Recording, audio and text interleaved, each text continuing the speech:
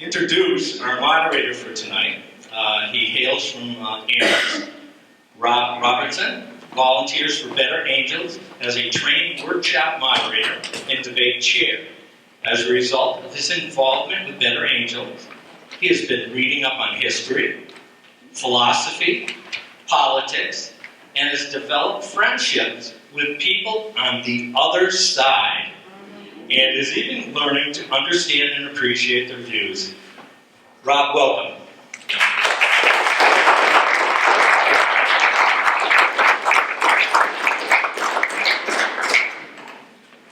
Thank you very much, Russ. Good evening, everybody, and welcome once again.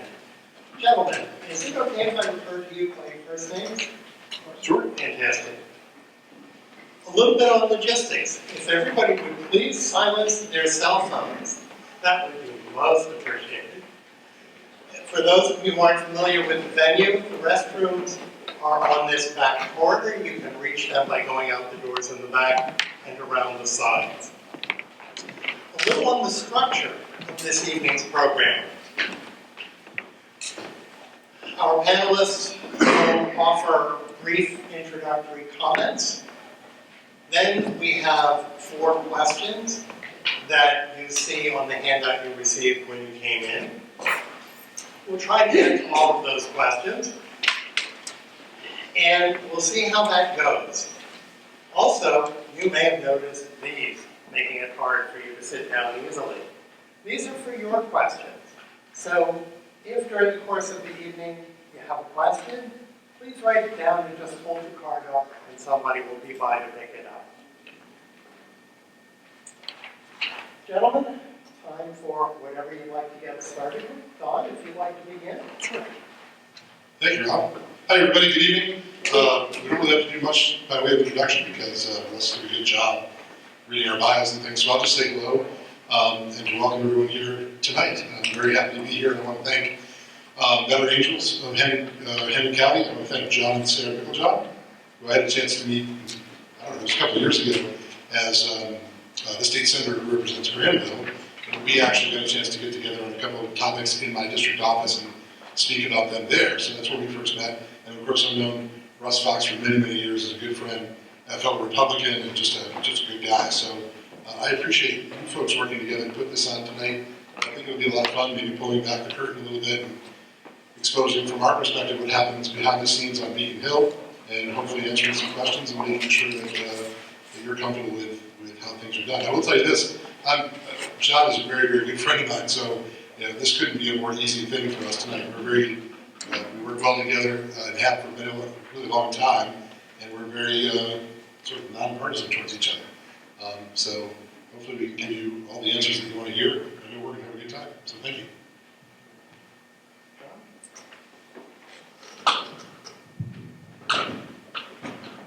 You're going to find out real soon that I've got a bad case of ADD.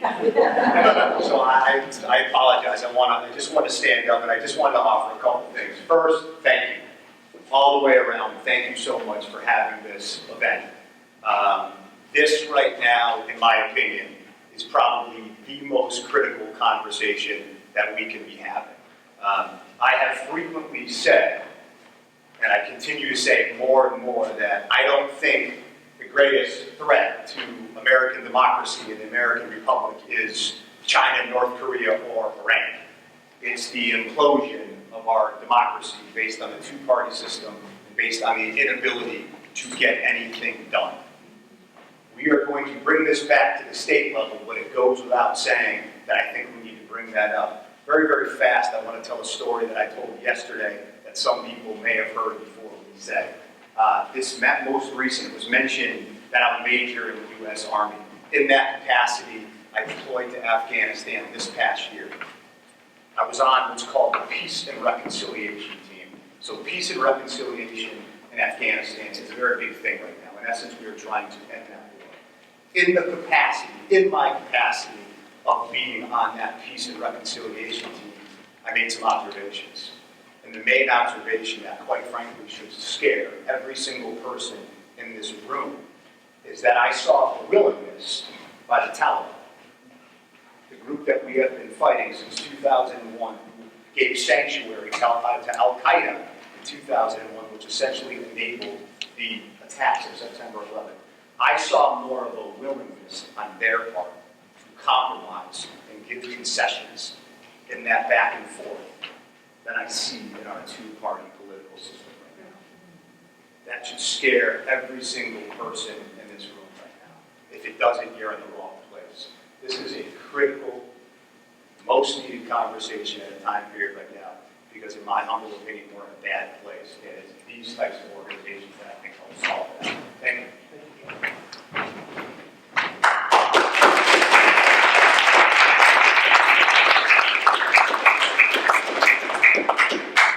So our first question tonight is, briefly, how does a bill develop and become law in the Massachusetts State Legislature? Don? Not easily. Civil Civics 101, you know, we have to ask this to school kids all the time, how a bill becomes a law. It starts with an idea, then you go to a legislator of either party, of either branch, in the Senate or the House. That legislator, by right of free petition, you have the right to get your legislator to file a piece of legislation for you. That legislator files the bill goes to the clerk sends the bill to committee, the committee holds a public hearing. All the while, we're hopefully raising support for the issue and the language, and then the bill comes out of committee and goes to the floor of the House or Senate. That branch passes it, and it starts all over again on the other side before finally going to the governor. That's how a bill becomes a law. That's the nutshell. That's not always how it works, but that's generally what's supposed to happen. A lot of times it takes tragedy to get a bill to pass. A lot of times it takes years and years to get a bill to pass. I was going to speak about this when one of the other questions comes up, but right now we are both waiting for a bill that's been in conference for months called the Hands-Free Device Bill. You all know it as the, no using the cell phone while driving bill, right? Both the Senate and House have approved that. We both voted for it. Most of our colleagues voted for it.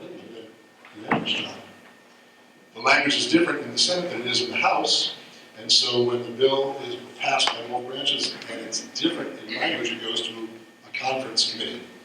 3 members of the House, 3 members of the Senate, 6 people sit down at a table in a room, ideally, talk it out, and discuss the differences in the language between the 2 bills. And then hopefully conference that language out, compromise that language out, and approve something that they can bring back to both branches for the final vote. This is an issue that everybody agrees on. Maybe not in the beginning, 10 years ago, or 5 years ago, but today everybody agrees we need to do something about driving, texting, using your device while driving. We're all ready to vote for this thing, but it's still stuck in committee. I was going to raise this before because it's a bill that's a bipartisan bill, as well as being bicameral. So, at the very end of the day, this could be something that gets hung up in conference over some simple language that really has nothing to do with the issue of keeping drivers safe, but is about additional language that was put in by some senators who wanted to make sure that there was a reporting requirement in the bill. Reporting so that if a police officer pulled somebody over because they were using their cell phone for texting, for music, for the internet, or for phoning, they would have to report sex, or gender, what else? Identifying characteristics of that person. Cops are scared to death. I can identify you as African American, I'm sorry, you're Puerto Rican. What if I got that wrong? What does that mean for me as a police officer? So cops are scared about that. What if I identify you as being from Korea, but you're actually from China? Is that going to be a problem for me? It might. So cops are worried about that. And so they've said, we don't like that reporting provision in the bill. Can you strip that out, pass the part that we all agree on, and then we'll worry about reporting later? But the folks, at least in my branch, are being very resistant, saying, no, we need to have that reporting language. It's a social justice issue. We have to make sure that this bill, that this law ultimately isn't used as a way of harassing minority drivers in the Commonwealth. So you would think something that would be really, really easy, that everybody agrees on, would get passed. And yet we're in danger of not getting this thing through. So that's not even a partisan thing. That's just a disagreement. Good old-fashioned disagreement. That's sometimes the type of example that bogs down otherwise good bill. Thank you, Don. John, would you like to get in on this? Just briefly, and the Senator did a great job with that. Only a couple of things. When I first got elected, a chairman of a very powerful committee pulled me aside and said, look, John, the best advice I can give you about a bill is, he said, you know you've passed a good bill when everybody is pissed off. And the gist of what he was saying is obvious. It's just that, if every stakeholder in the room is not completely happy but not completely upset, just right in the middle, a little bit teed off, then you may have accomplished your job. I guess the only thing that I would add is, the behind the scenes. That was a very good recitation of what happens, but there's also, I think, any discussion about how a bill becomes a law in the Commonwealth, as well as anywhere else, any other state, and certainly in Washington, D.C., is, you got to have that conversation about the role of lobbyists in the process. They are very effective at shaping legislation, resisting legislation, and just building coalitions, relationships. It goes back to some of the advice I got as a very, very, very, very young man, a boy. The whole idea, my mom and dad taught me at a very young age, John, one thing I want to tell you is be a nice person. Be a nice person. And how that comes into effect here and how a bill becomes a law is because that there is a tendency on Beacon Hill where if you've built those relationships, if you've fostered those relationships, it makes your ability, in my experience, to advocate better off. And I guess just to finish on what the senator said about hands-free, this is, quite frankly, it's the requirement that every time law enforcement makes any type of a stop, irrespective of whether or not it results in a citation, that information needs to be sent up the food chain. And I think, and I don't want to mischaracterize the Senate's position, but it's again, like the senator said, we don't want this has become kind of a social justice type of thing, as opposed to just an up or down vote on how do we save lives. The unfortunate reality is by the time we leave this venue here tonight, someone may die from texting and driving. Let's deal with that, and then we'll deal with a lot of the other issues. Bipartisanship, the back and forth between Democrats and Republicans, I would argue right now in 2019, as complex and something that needs to be talked about as much is kind of that back and forth between, components of the Democratic Party and components of the Republican Party. I mean, in the Massachusetts House of Representatives and the Senate, you have very progressive members, and then you've got conservative members. In the Republican Party, you've got very Republican members, very conservative members, and you've got more moderate members. A lot of times, the demise of legislation is a result of the intra as opposed to inter-party fighting. Just a reminder, folks, if you have questions, please write them down, hold the card up. And I think on a couple of ways to approach our next question, from your perspective, what does bipartisanship mean and why does it matter in a democracy, particularly in our Commonwealth? To me, it means if somebody comes up with a good idea, the first question asked should not be, are you a Republican or are you a Democrat? It should be, is this a good idea? And if a good idea comes forward, I personally have no problem, I am a Democrat, I have no problem signing on to a piece of legislation from a Republican, voting for a bill that the Republicans have put forward. So again, it's getting out of we have been conditioned in America in 2019 to look at things through the prism of what do the Democrats want, what do the Republicans want. That's what they do in Afghanistan. That's identity politics 101, just a different deviation of it. We need to look at things along the lines of how do we solve a problem and who cares who gets the credit from it. To the extent that we can trivialize and marginalize the roles of political parties, we would be much better off. Thank you, John. It's funny because I've been all three parties in my life. When I registered to vote, I was a college student, I registered as a Democrat. Shortly thereafter, I met a person who was running for governor. I didn't meet him, I knew him as my state representative. He was running for governor, and he was Steve Pierce from Westfield. And I liked Steve. Steve was a good mentor, he was a good teacher, he was a good state representative. He gave me a tour of the State House when I was a kid, and I decided I like this guy, so I'm going to help him run for governor. So I registered as an unenrolled voter, so I could sign his nomination papers. The more I listened to him and people like him, the more I realized that just being unenrolled wasn't enough. So if I really wanted to help these guys, I should be Republican like that. So it's because, for me, I had good Republican role models that I registered alternate as a Republican representative, and then went on to work for Mike Knappich, who was a state representative, a Republican, when I became a state senator, a Republican, and I was a Republican as well. So for me, it was because I followed, I had family members as well, but it was many of those gentlemen who sort of were responsible for me taking that role or that label as a Republican. Excuse me. With the issue of bipartisanship, though, I think it was Ronald Reagan who said it doesn't matter, I can't remember his exact quote, but there's no shortage of good that we can do if we don't care who gets the praise for the credit for the bill, right, or for the law. And I really like that. And I'm sorry, I just looked this up. I posted it earlier. It's a quote from J.F. Kennedy, too. It says, "Let us not seek the Republican answer or the Democratic answer, but the right answer. Let us not seek to blame or to fix the blame for the past. Let us accept our own responsibility for the future." And that was John Kennedy.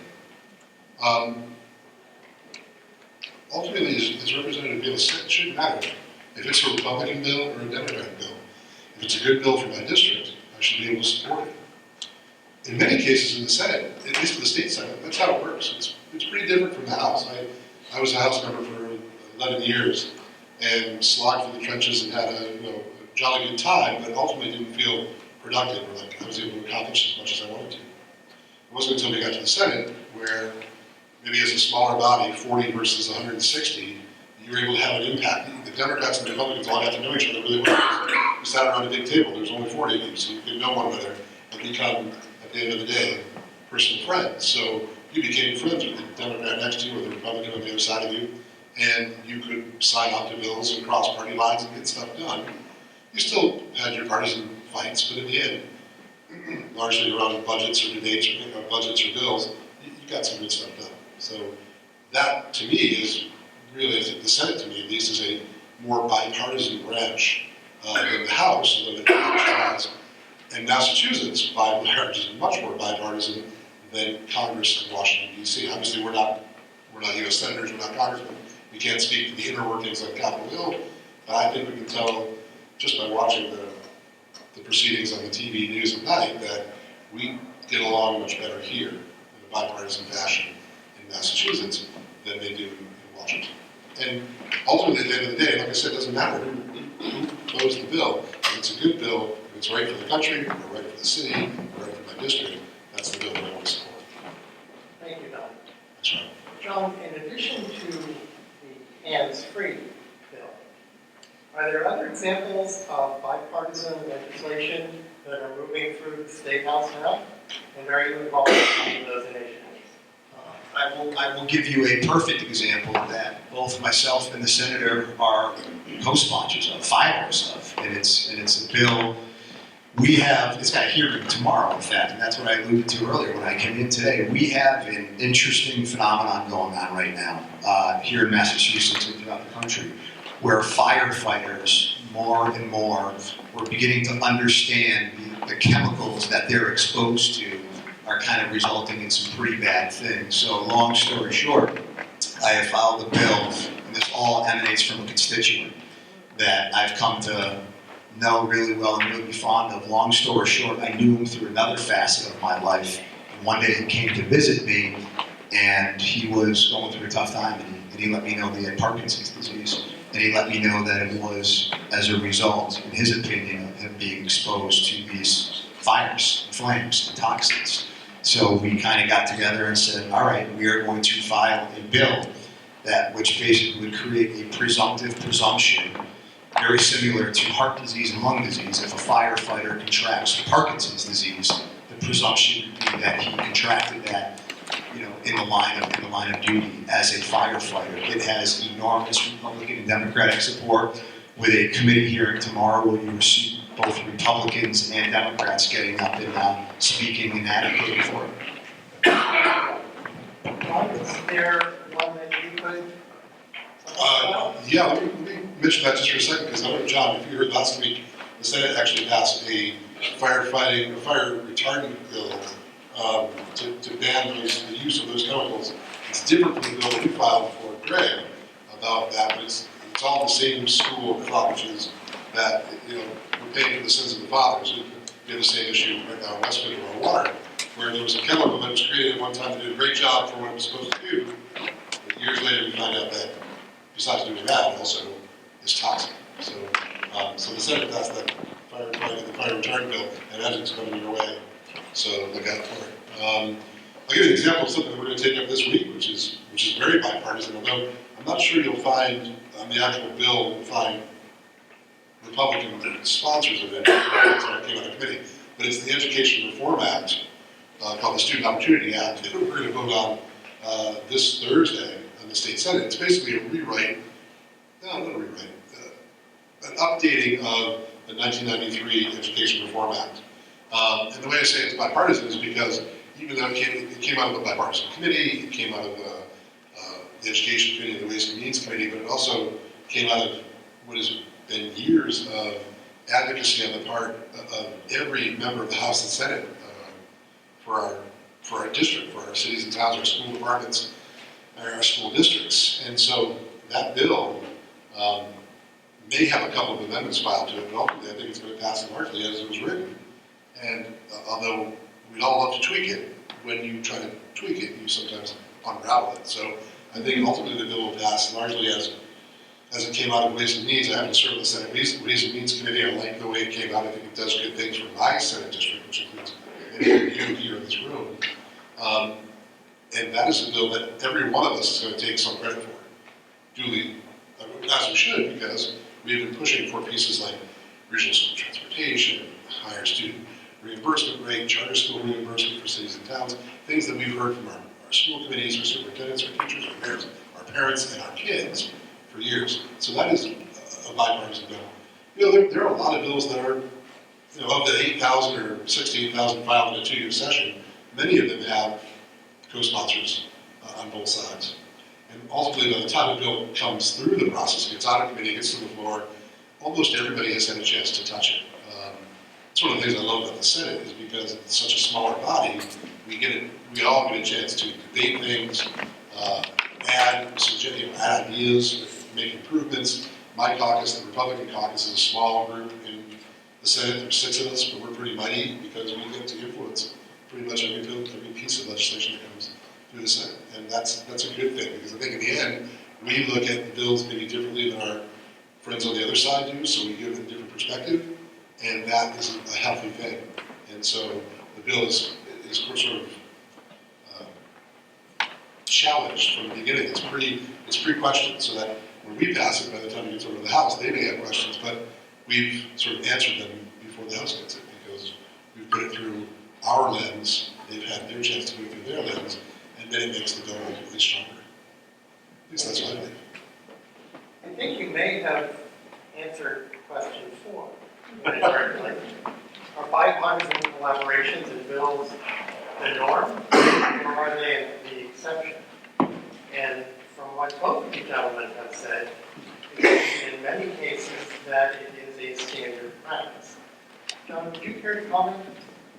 Yeah, I mean, I think it certainly is the standard practice. If you look at many of the bills, let me give you for instance, and I don't know if this is a later question, but I think another way to look at it, to answer your question, yes, many of the bills that we vote on are absolutely bipartisan, and it's not, there's a 1 or 2 on either side, but most of them you've got majority of Democrats and majority of Republicans voting in support of. I'll give you for instance, and I think this is something that I'm talking a little bit about more right now. One of the things that I think we need more of, okay, there are a lot of bills that come forward that enjoy overwhelming support from both parties. A lot of times, one could surmise those are some of the easier votes, if you will. One of the more interesting ones is, okay, are there votes out there when Democrats have weighed in on one issue, they're on this side, Republicans are on this side? Have Democrats crossed over and vice versa, and Republicans crossed over? That to me is, to an extent, that's the type of bipartisanship that I think is absolutely crippling us at the national level, and much of what we say today. So rewind to this past Wednesday. We had a bill in the House, which was a much needed, I would argue, update to the campaign finance laws out there, OCPF. So right now, transparency, money in politics is getting to be a hot topic issue. And this goes back to the Citizens United opinion, where money, and I don't care, there's something in this for everybody. Republicans, Democrats, unenrolls, the effect money has had in politics is absolutely crippling. So one of the things that we did in this bill, the good part of it, I would say, is that we said that for right now, for elected officials, you only have to report your finances maybe like twice a year. In an election year, it's different. What this bill would allow folks to do is at any point in time, someone could look into your campaign finances and see where your money's coming from and who's donating to you.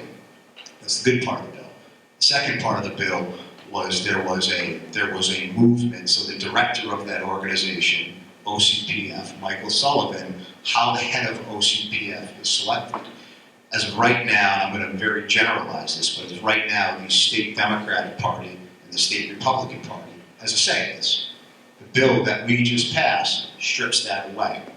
So several amendments were brought forward from my friends across the aisle to say, no. We can't do this. The state GOP, as the minority party, should have a say in this. You know what I did? I looked at it and I said, they make a damn good point. They make a really good point. They should have a say in this. And when a lot of my colleagues from the other side of the aisle got up and said, Massachusetts, the minority party is the Republican Party, this will be a further trivializing of the minority party, we shouldn't do this. And I agreed with it. And that was, there's a lot of people looking at me and saying, what are you doing? And I said, they're right. We shouldn't do this. Doesn't mean that it's going to be a Republican appointee, a Democratic appointee. This just means that they should have a voice. We need to enable both sides to have a voice in this process. Thank you.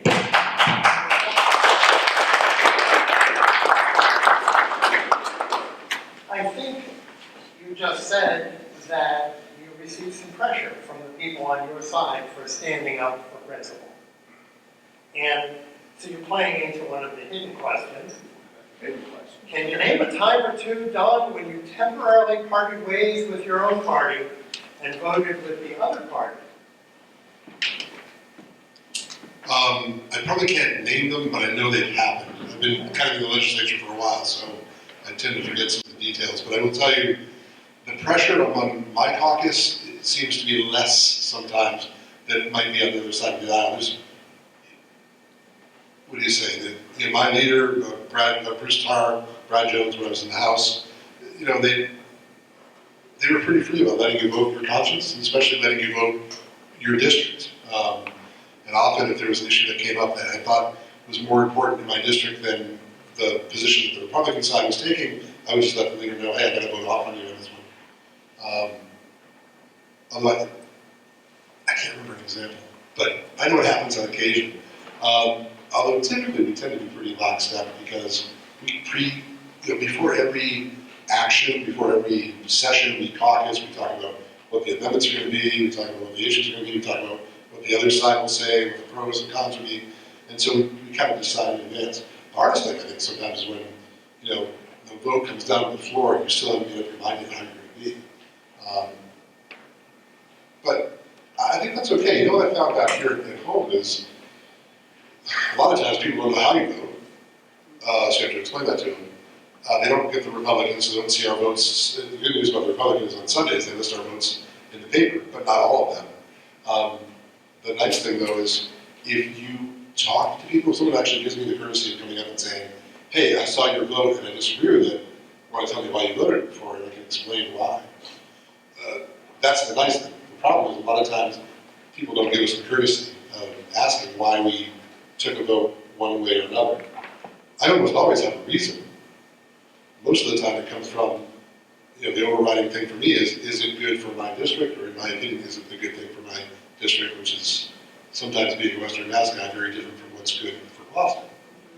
But I don't find the pressure too bad. Again, it's different as a Republican, we're the minority, there's fewer of us, our leaders aren't, sometimes as, heavy-handed.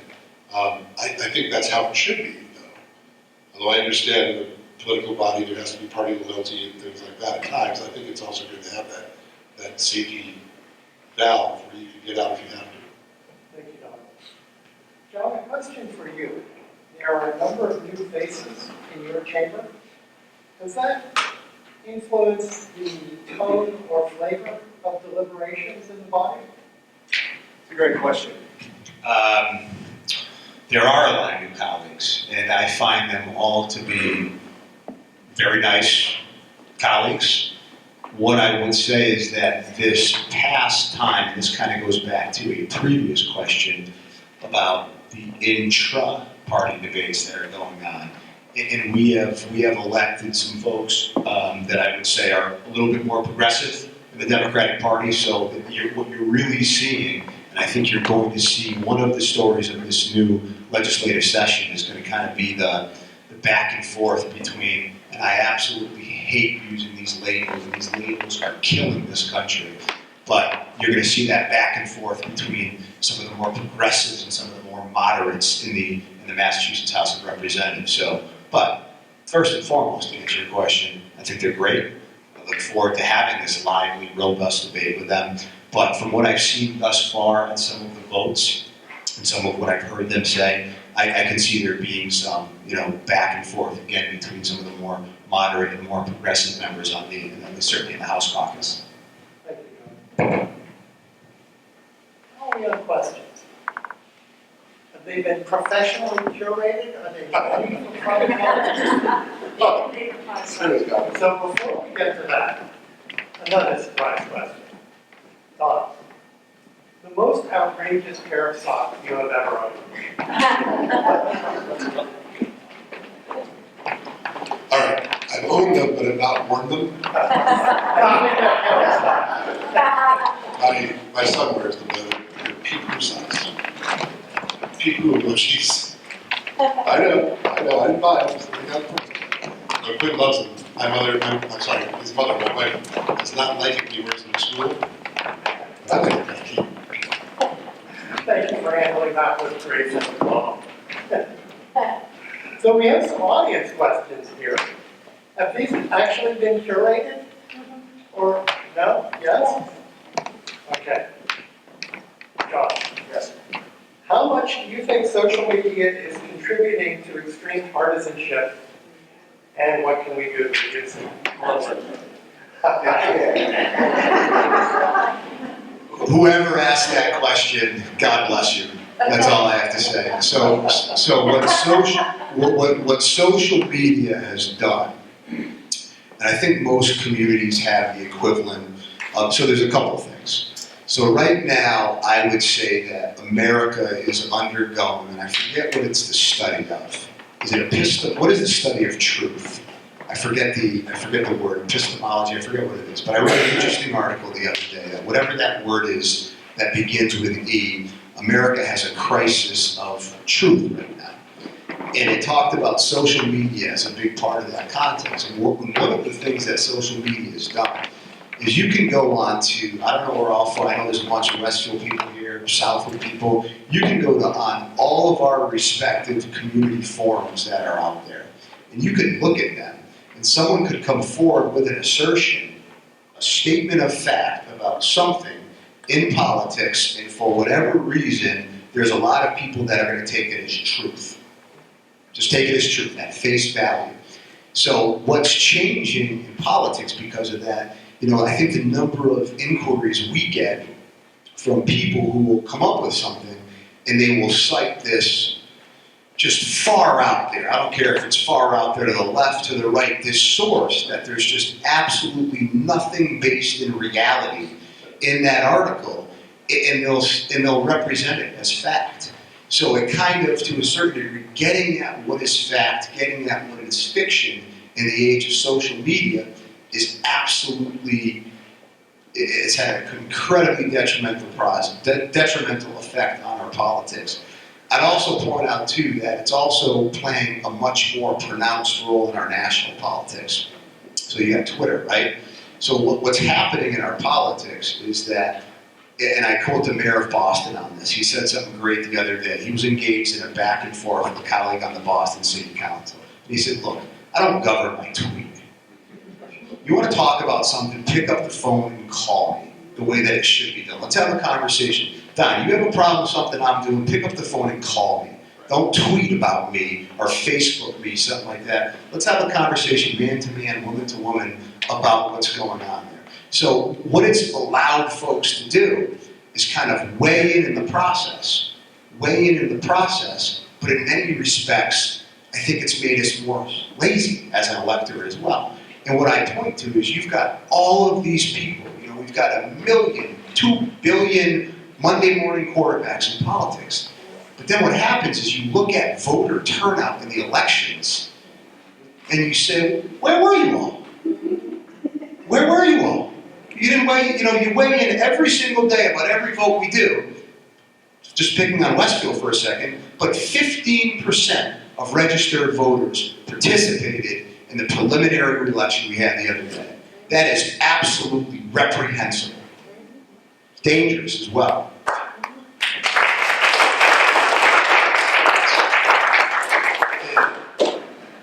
The positive is that what it allows you to do, in years past, you would have to send out a press release. Okay, I'm going to do this. Rep. Vilas and Senator Humison are going to do this. They're going to file this legislation tomorrow. So what historically we would do is we'd say, okay, who's our point of contact at the Westfield paper? Who's our point of contact at the Republican in Mass Live? Let's get them a press release. Now what we can just do is put it on social media. And a lot of times the media picks stories up from social media. So there are certain advantages as well. But cost-benefit analysis, I'm leaning on the side towards it's hurting us. So there are a lot of really good questions here. Can we just stay another hour? Take on some of these? Russ will get a little disturbed. As a shameless huckstering for Better Angels, I will say that there's a Better Angels social media pledge on the table. When you finally have had enough refreshments and conversation and you're ready to leave, please check out the stuff there. Don, how important is civics education to properly educate our citizens? And what do you consider might be some characteristics of citizens who are really doing their duty? So let's go back to the question you asked earlier about bipartisan bills. For years, there's been a bipartisan bill or an amendment to a budget or a bill again to reinstate civics education, to require some civics education to happen again in schools. And it's something that was the House supported, the Senate supported, Republicans, Democrats, but it never got passed until it was a year ago, right? We finally got something done in last year's budget for a standalone bill. So finally, there's some hope that we, the state, are going to put some civics education back into schools because, to answer your question, it is exceptionally important. And when we all, I think all of us in this room are of the age when we grew up, it was taught in schools. It was not only taught in schools, but we practiced it. I remember my mother bringing me and my sister to the polls every time she voted. My father would bring us. It was back then, that was a whole just part of your upbringing.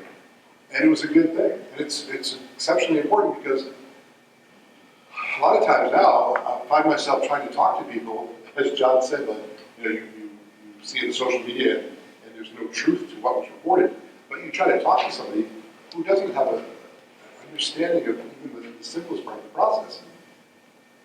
They don't recognize that, though. They think unfortunately, people think they're very, very smart, but sometimes they're not well informed. I saw this little meme too, and there's been a lot that's come up as we've been preparing for tonight. So it was a meme that says, being taught to avoid talking about politics and religion has led to a lack of understanding of politics and religion.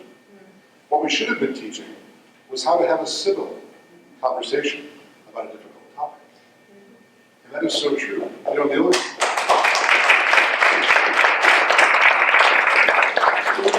young legislative aide, a young legislative aide, to Mike Dravik, practically 30 years ago, and saying this line, which today sounds trite or pithy or whatever, but I remember having this conversation with a guy on the phone that I disagreed with, and I said, sir, I don't agree with you, but I will fight to the death to give you the right to have that opinion.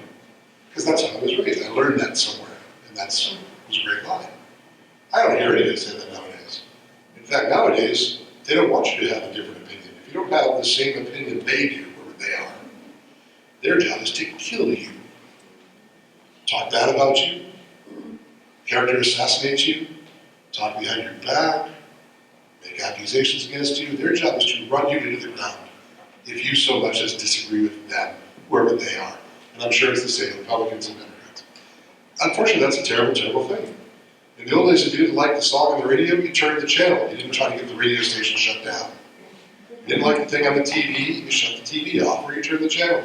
You didn't try to get the station closed down, or you didn't try to get the movie taken out of circulation. If you didn't agree with something, you explained to somebody, this is why I don't agree with it. They said, really? Because I think this is a good idea. We said, okay, I didn't see it that way, but all right.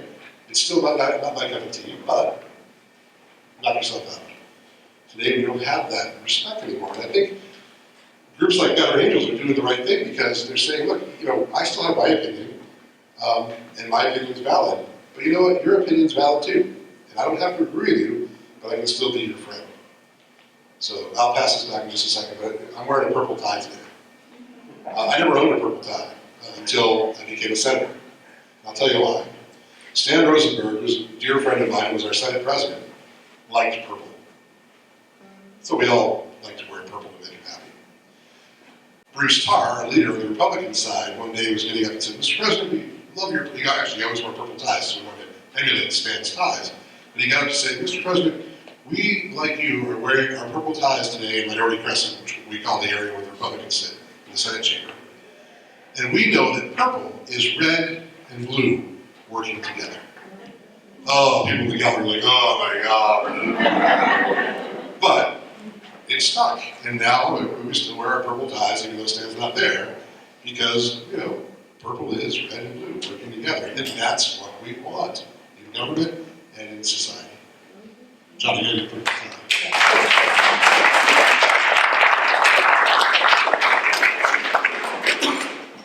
John, Yes.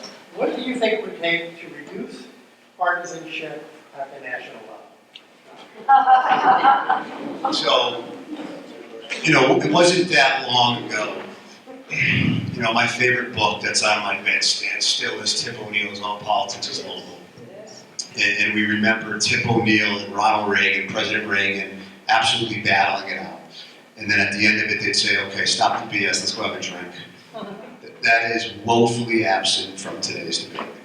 At some point in time, over the past however many years, we've kind of transitioned from folks with opposing political views are no longer folks with opposing political views. We now perceive them as enemies. And anybody who has actually looked a true enemy in the eye knows that that's a bunch of crap. So, and I talk about this all the time. I think one of the things that we could do is look to the military. When we get our orders to go do something, we don't say, all right, sir, just real fast before we go out and do this, are you a Republican or a Democrat? We get together and we say, we're going to solve this. We're going to do this mission. We're going to do what we need to do. When we have impasses in government, whether it's the federal, the state, the local level, by the way, parenthetically, all of whom are paid by you, the taxpayers, lock them in a door, lock them in a room, solve the problem. Solve the problem, I don't care. Come talk to me, we'll give you food, we'll give you some chow, but you're not leaving until you solve this problem. Come up with some type of a compromise. You asked a question earlier. So I've kind of a question about times that we've deviated. I know the question wasn't to me, but the times we've deviated from our party and votes that we've taken. My response to that question would have been, how much time do you have on your hands? Because I've done it quite often. I don't have the exact numbers, but I would venture to say that the times that I've crossed party lines are up there as one of the most in the Commonwealth. And I gotta be honest with you, I wear that as a badge of honor. I wear that as a badge of honor because I am absolutely convinced when it comes to electing folks at the national level, the state level, and the local level, we need to start to elect leaders. leaders. You know, the best compliment an elected official can get, in my opinion, is they're called a statesman or a stateswoman, not a politician. We need to elect people who are more inclined to not look at, you know, okay, the wind's blowing that way, that's the way I'm going. When we can start to elect leaders, we'll be in a better place. Every time someone announces that they're running for political office today, I'll give you a for instance. I was asked the other day what were my thoughts on U.S. Senator Markey versus Congressman Kevin challenging. And I said, I'll tell you what my thoughts are. I will not say a single thing until I hear one of them talk about what their beliefs are in terms of compromising. How much do they value the word compromise? Because what happens today in politics is people get up and they tell you what they're not going to do, what they're going to fight. They don't tell you what they're going to do and how they're going to get there. That's what I want to hear. It's very easy to say in the abstract, I'm going to do this, this, this, and this. Oh yeah, how are you going to do that? How are you going to do that without the other side? So any elected office holder, aspiring elected official, tell me your thoughts on compromise. It's the only word that I think is relevant in today's politics. When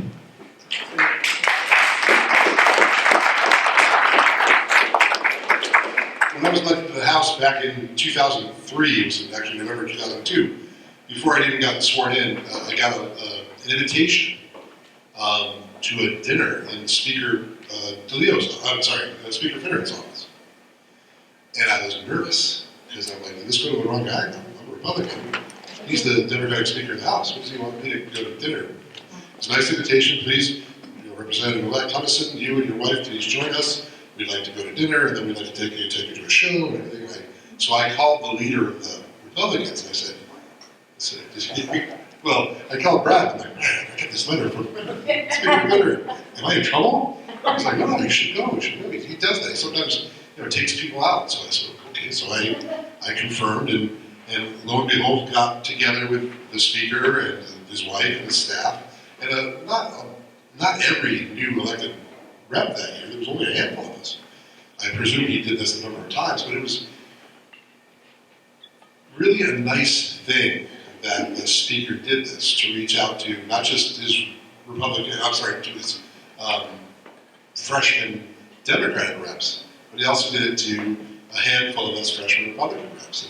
And you get to go to the speaker's office, and ooh, it's a big deal, and you get to have a beer, a glass of wine, or a soda, and talk behind the scenes, and then out to dinner we go, and out to a show. And it was just a whole night together, where we talk politics a little bit. We talk more about where you're from, tell us about your family, what are you interested in doing, tell us about your race, how you go, congratulations. So that by the time I got sworn in on January 1st, 2003, whatever year, I was ready to go. It was awesome. And the speaker knew me, I knew him, I knew his lieutenants, I knew some of his staff, and there was, again, a demystification of the whole process, I love the little story that John talked about, the whole Reagan Tip O'Neill story. A lot of times people tell us it's BS, it didn't really happen. But I don't care if it did or not. I choose to believe that it did happen. At the end of the day, Tip and his wife got together with Ron and Nancy, they played cards, they had a few beers, and they licked their wounds if they lost the fight during the day, or they gloated a little bit if they won. But the lines of communication stayed open. And that's the thing that we lose today. The Republicans won't talk to the Democrats, or the Democrats won't talk to the liberal Democrats, or whatever, the Republicans won't talk to the... It's funny because we break down, even within our own factions. Oh, don't talk to that wing of the party, they're too conservative. Or don't talk to that wing of the party, they're too liberal. Why don't we just talk to each other and solve this problem, whatever it is. So that's a good thing. Again, I can't answer what they do in Washington, but by and large, I think we do it right here in Massachusetts.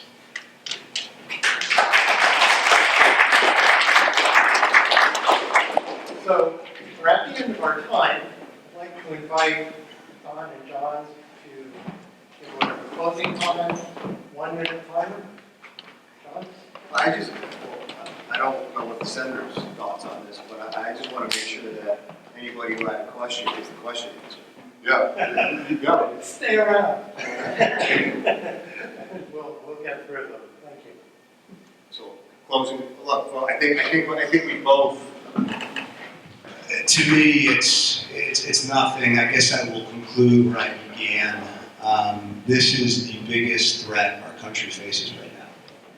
The inability to work together and sit down and solve problems. If you think about it, I don't know what all you folks do in the audience on a daily basis, but I tell kids this a lot.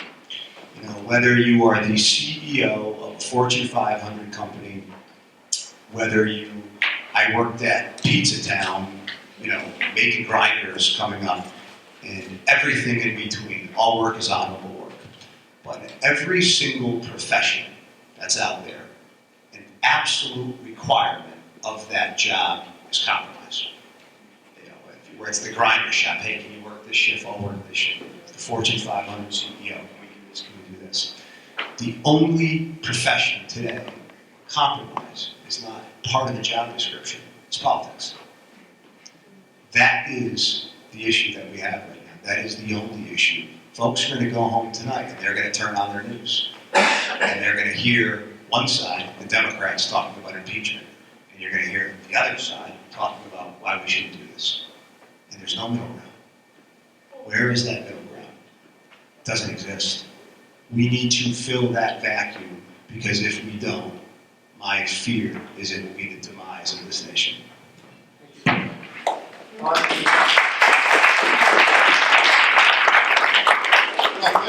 thank you again, and Russ and John, and everybody who had a part in putting this together. I think it's a great idea.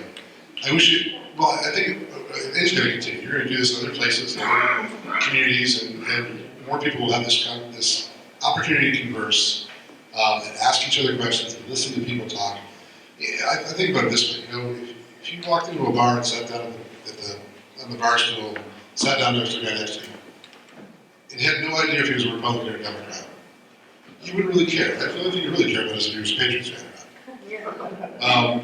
And that would be the issue that you would disagree about if he was a Jets fan or something. But that's the real thing. At the end of the day, if you don't know who the other person is, you're going to treat that person nicely, right? I mean, that's how we were raised. That's how we were brought up. You treat everybody how you like to treat yourself. That's how you like to be treated. That's the golden rule. Well, what happened?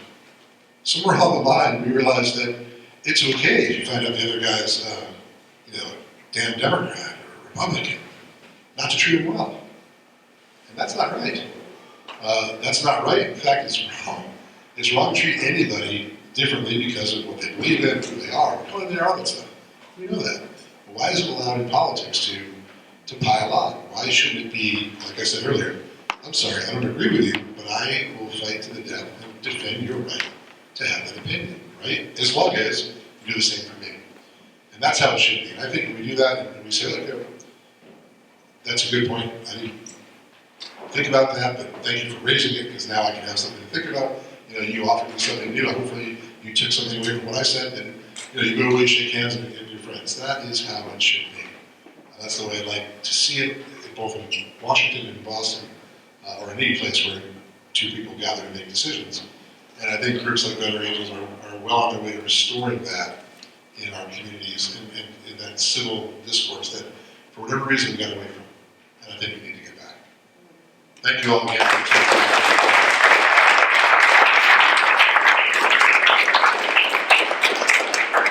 I'd like to thank Representative John Gillis and Senator Hudson for coming to be with us tonight. I'd like to also thank the town of Southwick for offering us this great venue.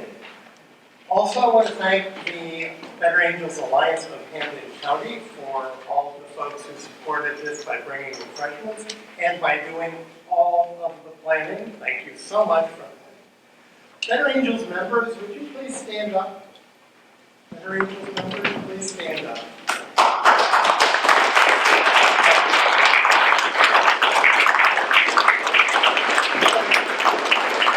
That's all well and good.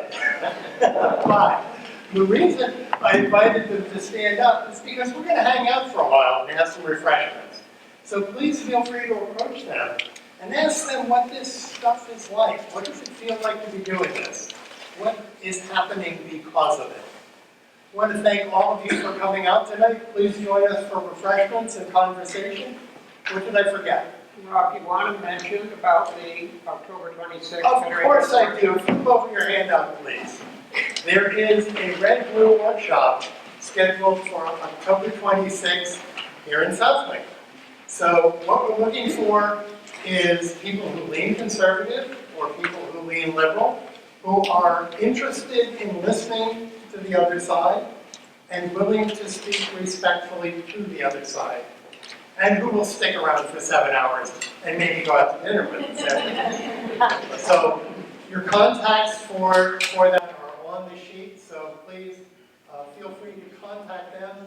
3 in the morning is when they like to be called. There are some handouts on the table after you've had enough cookies and juice and you're on your way out. Everyone, thanks so much for coming. Thank you, Ray.